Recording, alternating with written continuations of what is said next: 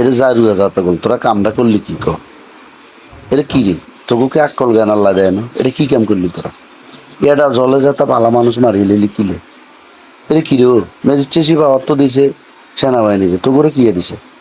তোরা এইভাবে একটা মানুষের কিলে মানে কিলে কাঁচা কাণ্ড লাগালেছে, তোগুলো এই পাওয়ার কে দিছে?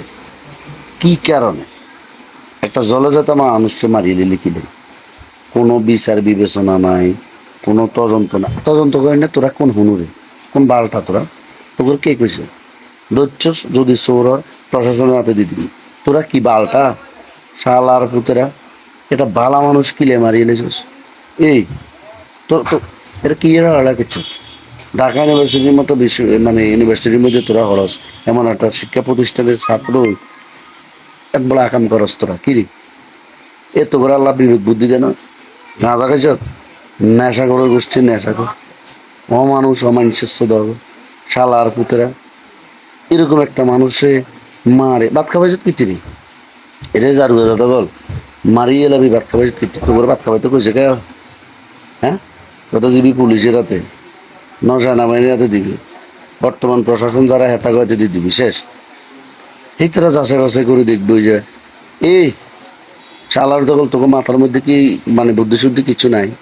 হ্যাঁ, এটা হাগল মানে মানসিক রোগীও চিন্তিয়ে রয়েছে, এটা স্বাভাবিক মানুষও চিন্তিয়ে রয়েছে। এই তার কি মানে এই লোকের তোফাজ জলের কি মানসিক রোগী গিয়ে এত বড় মানসিক রোগী তো তোরা। তোকে বিচার আল্লাহ মানে আল্লাহ তো দেয় না যে বেটার কেউ নাই বিচার করেন না, মানে বিচার চাই না। তোকে বিচার ওই আল্লাহর কাছে দেয়নি ছাড়া আর কোনো উপায় নেই।